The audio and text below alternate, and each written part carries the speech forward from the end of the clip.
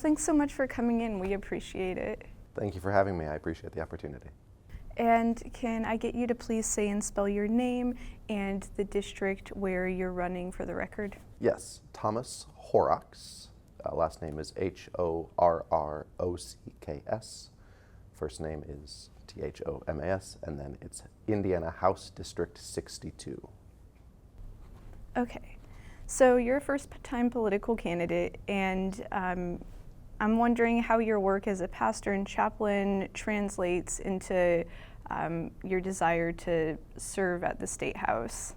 Yes, I view it as an extension of that work. So having done the work of a pastor and chaplain for the last decade or so, it became increasingly clear to me that charity will never fix what policy creates. There's a quote from the Archbishop of South Africa, Desmond Tutu. He said, to paraphrase, eventually we have to stop pulling people out of the river and go upstream and find out why they're falling in.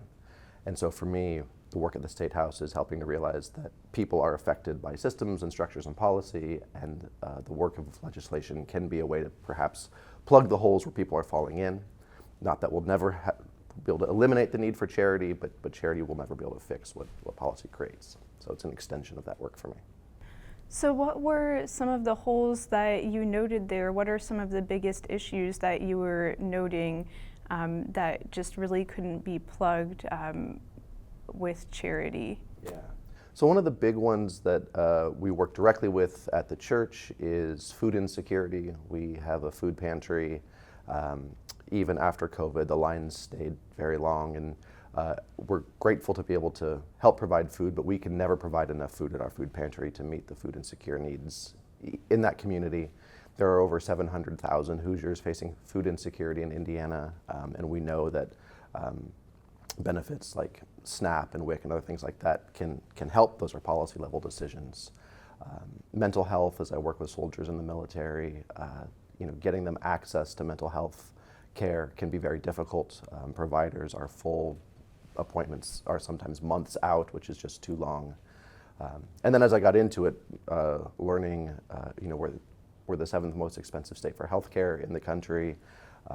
I'm talking with people at their doors who have worked their whole life to pay off their house, and now they're afraid that they're going to be priced out of their houses because of rising property taxes and utility bills. People who are having to choose between rent and food or medicine or getting a needed car repair. So people are really struggling economically, and I think some of those are the effects of state policy that has prioritized corporate interests over the needs of everyday Hoosiers, protecting wages and rising prices. Okay. And so I'm wondering, I think looking around for you online, saw you're affiliated with the Church of God Ministries, is that correct? I used to be. I was initially ordained with Church of God. A couple of years ago, switched my denomination to Disciples of Christ. Okay. So I now pastor at Disciples of Christ Church in French Lick. Okay, yeah, and I saw that. So I'm wondering how your denomination influences your perspective on leadership. Oh, that's a good question. Yeah, so the Disciples of Christ is fairly autonomous churches. So we don't have a real strict hierarchy like you might in, say, like a Episcopal church or Methodists or Catholic. So it's more leadership through character, through building consensus and coalition. We don't have a top-down authoritarian approach, so we have to do more to inspire people to come along rather than coerce it. Yeah, and I guess that kind of goes along with sort of your priority you're running on is individual liberty a little bit. Correct, yeah. Believing that people should be free to make their own choices, should be free to live their own lives without a lot of interference or control. So helping people to educate and empower them to take control of their own lives.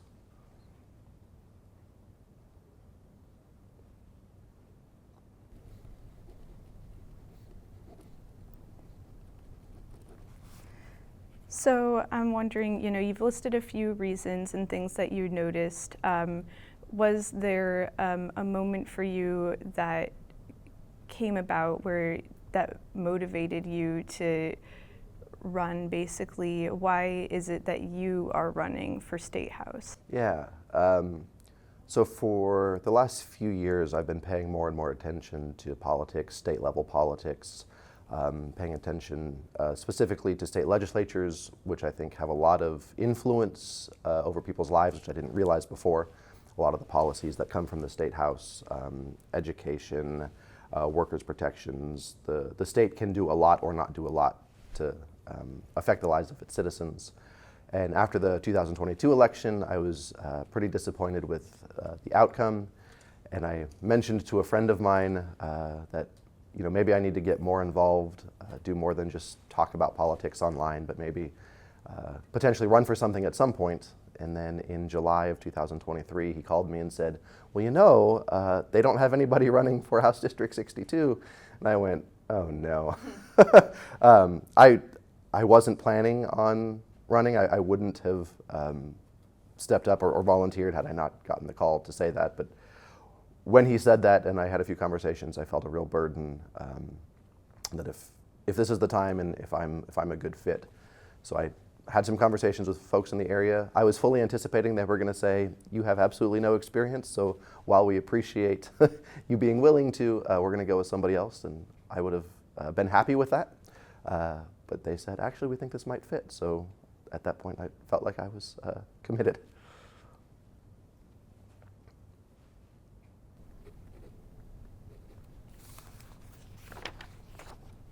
And then when you said you were disappointed with the outcome of the 2022 election, what do you mean by that? Well, in this particular race, Penny Githens only lost by 73 votes.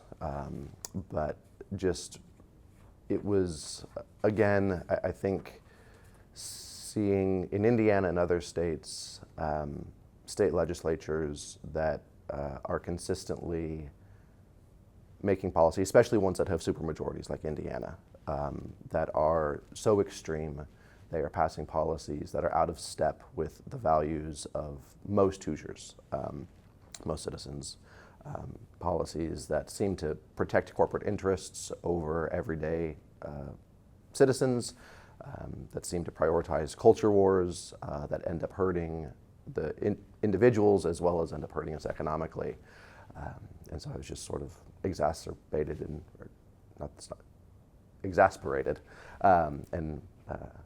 wanted to see something different. And so then I'm wondering if you can talk a little bit more on that. What is your kind of evaluation of the performance of Dave Hall in the last few years? Yeah, so he's only been in for one term, and I've met him.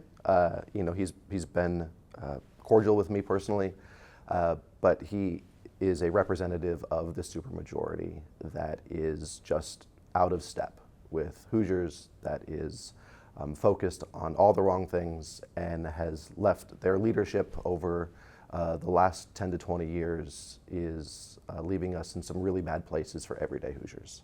Just a couple months ago, CNBC rated Indiana as the second worst state in the country for quality of life. As I mentioned, we have the 7th most expensive healthcare in the country. We have the dirtiest waterways, some of the most polluted air.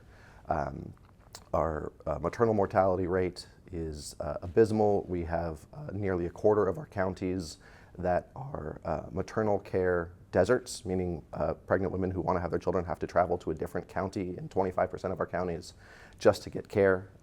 The result of this is last year there was a woman who died from an ectopic pregnancy because the labor and delivery in her county closed, and by the time she made it. And these are not inevitable problems, right? These are the problems that are the result of a supermajority that continually prioritizes the wrong things, and they're hurting everyday Hoosiers. And Dave Hall is a part of that, right?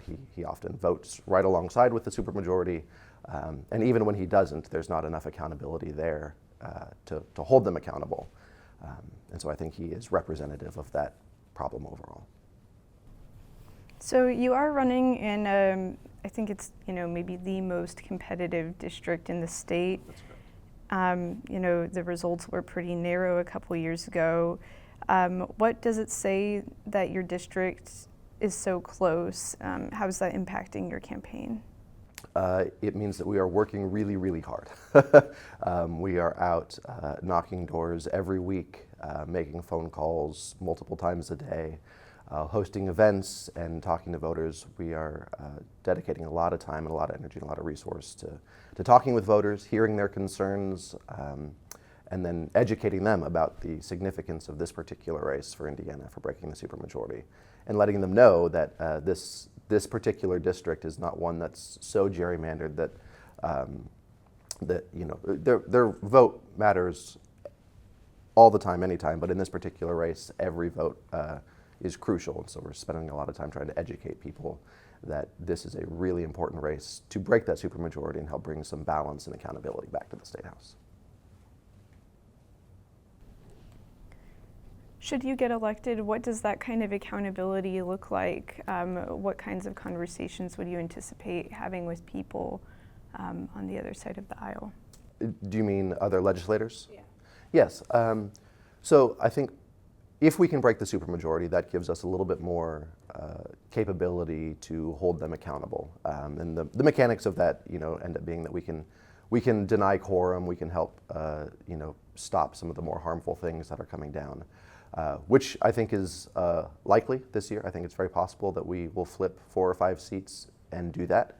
But then beyond that, I grew up very conservative. So I have a conservative background. I understand that. And because of that, I think I have the ability to have conversations across the aisle, to build bridges, to talk about, for instance, when it comes to some of these culture war things, if somebody really is concerned about our workforce and concerned about our economy, I can talk about how this distraction by culture wars is having a real economic impact on our state, right? Because we've been so distracted by culture wars, have been so anti-LGBTQ and passing laws that are taking away women's bodily autonomy. Now we are having college students leave the state at pretty alarming rates. I've met with college students at IU several times, and I'll say something like, raise your hand if you're planning on staying in Indiana after you graduate, and very few hands go up. And I say, no, raise your hand if you would stay in Indiana, if we were more welcoming, if we didn't have some of these policies. And a lot of hands go up, right? So the result of these policies is that one of our chief exports in Indiana right now is college graduates.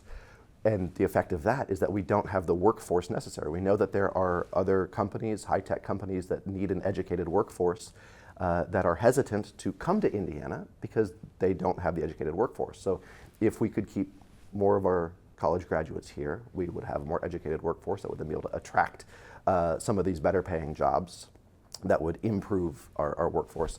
And so hopefully I can have some of those conversations to find some common ground and say, even if you don't agree on the morals of the culture war stuff, the economic impact is hurting all of us, and you need to tone that down if we want to have an economy that's going to work for all of us and for our kids and our grandkids. And then, one of the other things I saw on your website is that we need to pay teachers what they're worth. I'm wondering how much more and where do you see that money coming from? I don't have a good answer on how much more, but I think we need to at least be competitive with the states that are surrounding Indiana. I also think that the more we pay teachers, the better the talent we're going to attract for teachers, the more we'll be able to retain that talent into the future. And then what was the second part of that question? And where do you see that money coming from? So I think there are a few different ways, right? Right now, we are funneling a bunch of money for education off the top into school vouchers. If my figures are correct, in the next cycle alone, it's going to be about $1.1 billion, if not more, which is being funneled into the vouchers for private schools with no accountability. $1.1 billion to spread around teacher pay would maybe go a long way. I think there are, people have talked about the potential for cannabis, where we're sort of this one state in the middle of a bunch of other states that have already legalized it, and they're reaping the revenue benefits from that. I think there are smart ways to decriminalize and then regulate cannabis and bring in some more state funds that way.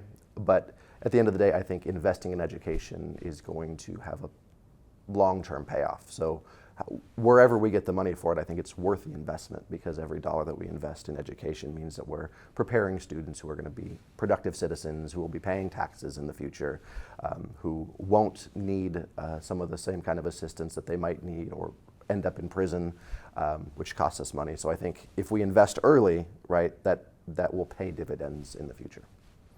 Yeah, I saw you wrote a letter to the editor, and I think it was the Brown County Democrat, kind of going over that and some of the concerns that people have there also with property taxes and referendum.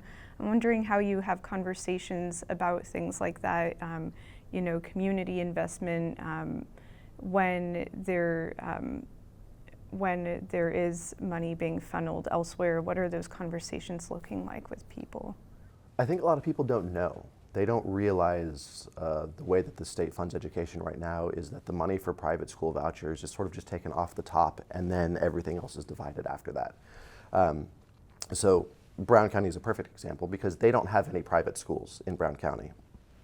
And according to the Indiana Coalition for Public Education, who's drawing their data from Dr. Phil Downs, in the last school cycle, Brown County's cost for the voucher share was over $700,000, right? So that's money that could have been invested back into Brown County schools, potentially not the need for such a high referendum. And so it's really an education thing, educating people about our education funding system so that they have a say and realize that if they don't like this referendum every election cycle to pay more property taxes, there has to be a change at the State House, and sort of just letting them know how that system works so they can have a say in it. And so then I'm wondering, your position, I'm hoping you can tell me a little bit about your position on abortion. You've mentioned things about maternal care when we've been talking, and I'm wondering where you stand there and where you think that will put you with people in the district. Yeah, so I support the full spectrum of reproductive justice. I believe that women should have full access to every contraceptive option there is. They should have access to abortion. They should have access to high quality maternal care wherever they live. And they should have access to childcare, because we know that all of these things work together. And I think they're all part and parcel of a full spectrum of reproductive justice. And I think that puts me in line with the majority of people in Indiana, the majority of people in my district. We know that 60% or more of Hoosiers believe that our abortion ban is far too extreme in Indiana, that we should be able to make our own healthcare decisions in consultation with our doctor, and that the state legislature shouldn't be in our exam rooms making those decisions.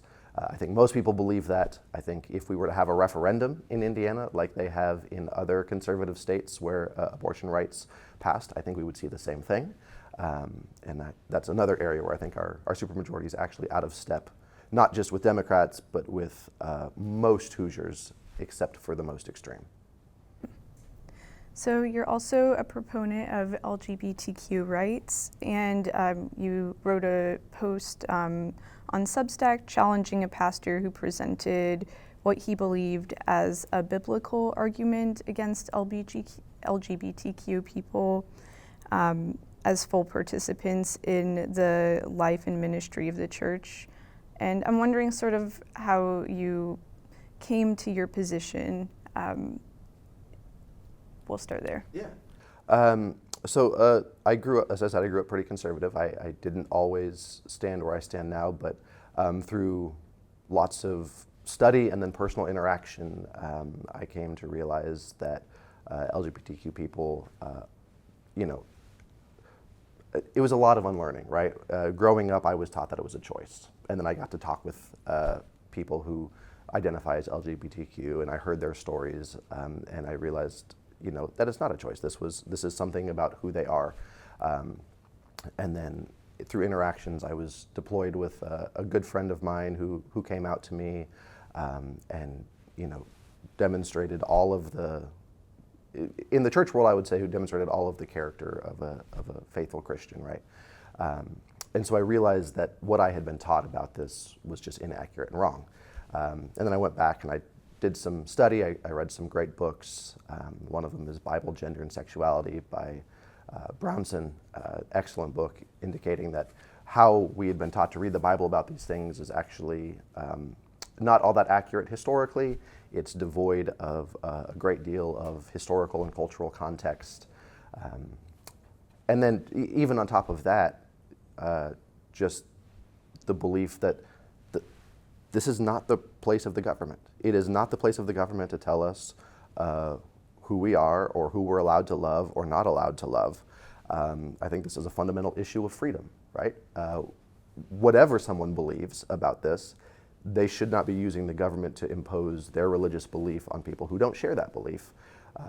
People are free to hold whatever religious belief they want to, but they should not use the government to impose that on others. I think that's a violation of freedom. I think it's a violation of the First Amendment, and it's a violation of civil rights. How much is that coming up when you've been, speaking with people in the district? Very little. When we're out knocking doors, the things that people are most concerned about are kitchen table issues. They're concerned about the cost of groceries. They're concerned about property taxes and the price of utilities. They're concerned about wages not keeping up with rising costs. They're concerned with the lack of affordable housing in the area, wanting to perhaps move out of their rental unit and buying a home, and there just not being enough. I think most Hoosiers are not so consumed with the culture wars like the supermajority in the state house is.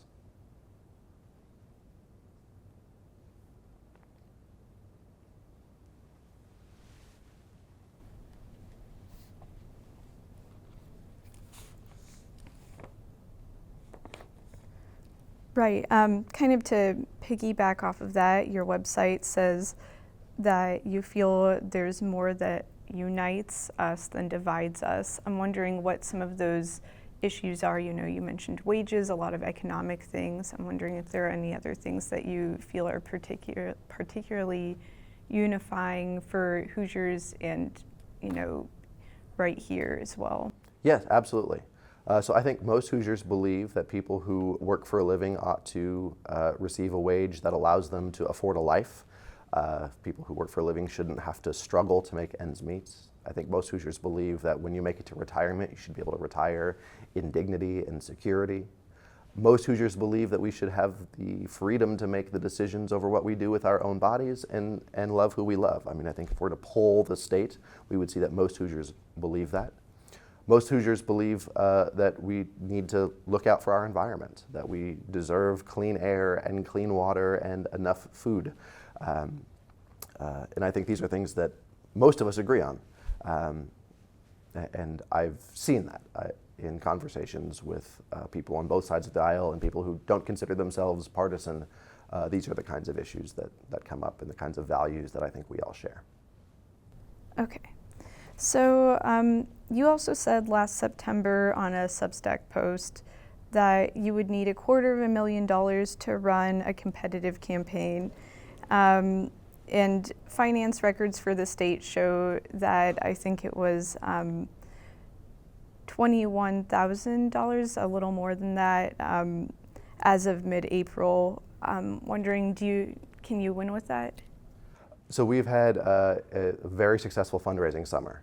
People have really started to show up and turn out for us, and I think we are on track to run a competitive race and to get our message out there. What does it take to run a competitive race? What have you learned? It takes an incredible team. It takes people who know the district well. It takes a very strong field plan, so folks who know how to, a term that I learned before I came in was, cut turf. So when we go out and knock doors, people who can understand how to cut turfs in the neighborhoods so we can efficiently go out and knock doors. It takes a lot of fundraising, a lot of time on the phone and at events asking folks for money to help us get our message out there and let people know how important this race is and what the issues are. So things like mail and media. And then I think it takes just a dedication to getting out and connecting with voters in the district and hearing what concerns them and letting them know what values we share and how important the race is. And what do you mean by a very successful summer? What left you feeling that it was a successful few months? We've had several fundraising events that have turned out successfully. I'm not. I won't give the numbers here, but we and then just more and more folks we've had. I will say that we are closing in, if we haven't passed already, on over 500 unique donors. So we have a real grassroots fundraising team, people who care about the issues and who are investing in it with their pocketbooks because they recognize how significant and important this race is.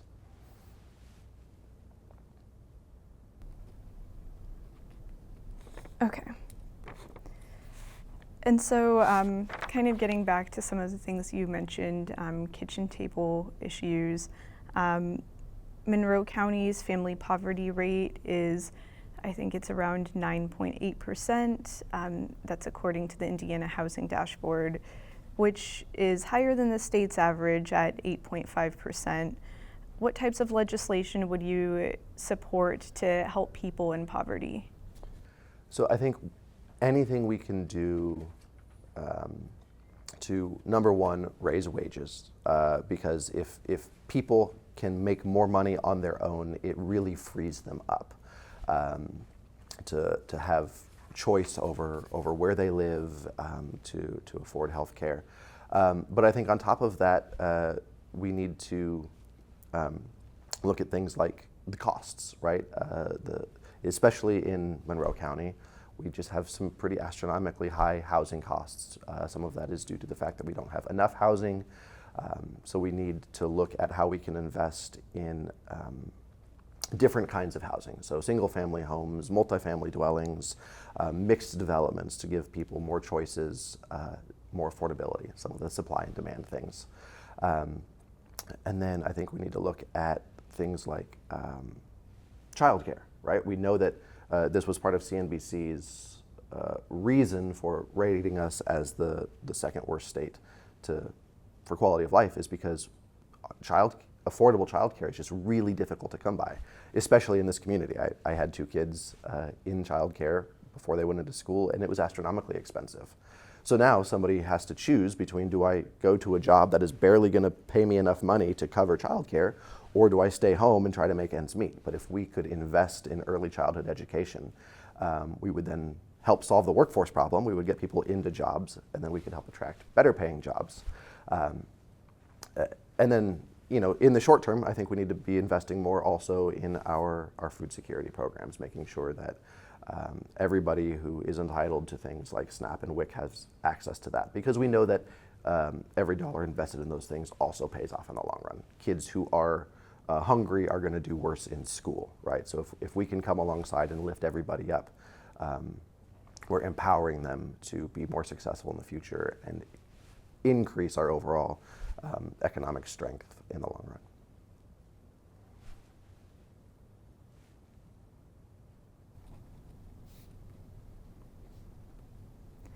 One of the things you mentioned there, along with housing costs, median rent, according to the same dashboard, is higher in Monroe County than the rest of the state. And you've kind of broken down some of the things that are root causes for that. I'm wondering how you see addressing those, like what is, in terms of a timeline, how quickly do you think we can address these things if we're looking at new builds and stuff like that? That's a good question. Housing in Monroe County is a very complex animal because we have county government, we have city government, and then we have state government. And what I'm hopeful for is that once I'm elected at the state level, that we can bring all of those entities together around the table to say, okay, here's the problem, and how do we work together? I think one of the issues that comes up sometimes here in this county is there's development and the environment are brought up as sort of mutually exclusive ideas. So you're either pro-development or you're pro-environment. And I don't think that that has to be the case. I think we can develop in a way that's smart, we can develop in a way that's wise, in a way that's sustainable and clean, and we can do so in a way that's addressing the real human need of lack of affordable housing. And I think we do that by coming around the table and having conversations, by bringing developers and by bringing environmentalists and by bringing county government and city government and state government in conversation to say, okay, we're all smart people, we all care about the same things, we all want to see a solution that meets all of these needs, so let's stop treating each other as the enemy and figure out a solution that works for all of us. And I think that's where I'm uniquely positioned in my background as a pastor, as a chaplain. Bringing people together to have meaningful conversations is something that I'm hoping I'll be able to do. In terms of timeline, I don't know enough to say. I would like to say we could solve it sooner rather than later, and I think if we put our heads together, we can. Yeah, I know that's not like an easy issue to address. I guess I mean it's been like an ongoing kind of long conversation talking about housing, so curious what you thought. And then Brown County's population has been on the rise since 2016 with sharper increases than in like maybe 2021, 2022, and then home vacancies have dropped. They're like pretty low right now in the county. I'm wondering what kinds of conversations around housing you've been having or what sorts of priorities you think need to be addressed there. Yeah, they're facing similar housing issues, and what makes that a little bit more challenging is being a little bit more remote out there.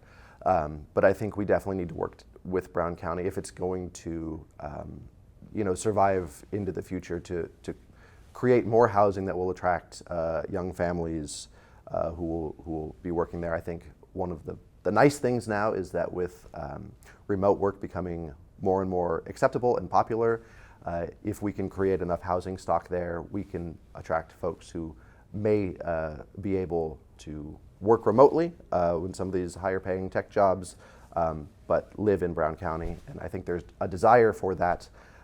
And again, I think that work comes down to working with the county government in Brown County, working with the city government in Nashville and some of the other places, looking at the housing and the land that's already in existence. And I think we can be creative. I think there's a lot of good ideas out there, people who, on both sides, who care about this issue. And I think we just need to have some of those conversations around a table and say, what does the future look like if we don't do anything? And then what are some things that we can do right now? And I think starting those conversations is where we need to begin. So I'm kind of coming back here to, you mentioned your time as a military chaplain and how that sounded really formative for you in terms of some of your beliefs and things that you're running on. Why was it important to you to serve as a military chaplain?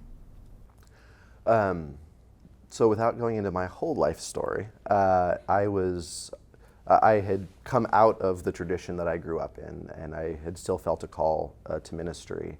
And a friend of mine mentioned military chaplaincy, and for me that was a way to serve people who are already, coming out of the comfort of their own lives, who are going to potentially be experiencing things that nobody else experiences. And so it was an opportunity to help serve people who might need some, in combat, might see some things that are going to be very, very challenging for them. And so it just made sense about 10 years ago as a way to serve people. And in my experience, I've had the opportunity to serve individuals who might never darken the door of my church, right? But when we are overseas and they're experiencing the loss of a loved one, or they're going through a breakup, or they're having, financial problems or substance abuse issues, and they don't know who to talk to, right? I've had the opportunity to sit with them, to walk with them through some of their darkest moments, to see how their lives have been affected by all sorts of systems and structures and policies early on. And through those interactions and getting to know folks, it just helped broaden my horizon and understanding of how the world works and what's necessary to sort of lift everyone up. Yeah, you say broaden your horizon. What did your time deployed teach you? How did it influence your politics? So I had a really profound experience at one point. I was driving across one of the countries in the Middle East, and I remember looking out and seeing there was a mosque on every corner. There was a beautiful shopping mall in sort of every section of the city. There were great restaurants, and what I realized in that moment was that even though I was in a place where they spoke an entirely different language, where their primary religion was different from our primary religion, we really had a lot more in common. We just want our kids to be educated well and safe and healthy. We want to be able to worship as we see fit or not. We want to enjoy some good food along the way. And I think this encapsulates most people really around the world. And I think if that's true for cultures as different as American and Middle Eastern, I think that's even more true right here in America, right? Even though we come from different backgrounds, at bottom, we want our kids to be safe and healthy and well educated. We want to have opportunities to do work that we find meaningful, that's going to give us enough money to enjoy life. We want to be able to breathe clean air and drink clean water, and we want to be able to look forward to retiring in dignity and security and not being afraid that we're going to lose everything that we worked for. And I think most Hoosiers share these values, regardless of what they believe or where they were born, or what they look like or who they love. And I think these are the things that hold us together. So those are all the questions I have for you. I appreciate you being thorough and rolling with all of them. Is there anything that you'd like to add? Anything you think I've forgotten to ask about, or that you wish I'd brought up? No, I don't think so. That's great. Is there anything upcoming we should be watching for from your campaign in the next? Yes. When will this go out? I'm going to write something today. Okay. So this Friday at Buddy Bill's Bait Barn, we're going to have our Monroe County Rural Summit. The Rural Summit is candidates from, we've got 12 different candidates now from mostly the southern part of the state who are working to bring rural issues back into the focus for Hoosiers. And so we've been having rural summits across southern Indiana. Monroe's will be Friday night, I believe 5:30. I can verify that for you. At Buddy Bill's Bait Barn. It'll be a lot of fun if you've never been out there. We're going to have a barbecue food truck. Carrie Newcomer is going to be playing some music, and we'll hear some speeches about how we can represent rural folks in Indiana. And then Sunday night at Blockhouse, starting at 6 p.m., we're going to have an event called Tonk the Vote in cooperation with the Monroe County Democratic Party, where we're going to have some tonk music playing. Pizza X is going to provide some free pizza, and we're going to try to have some voter registration and get people excited about getting out to vote and participate in the process. So.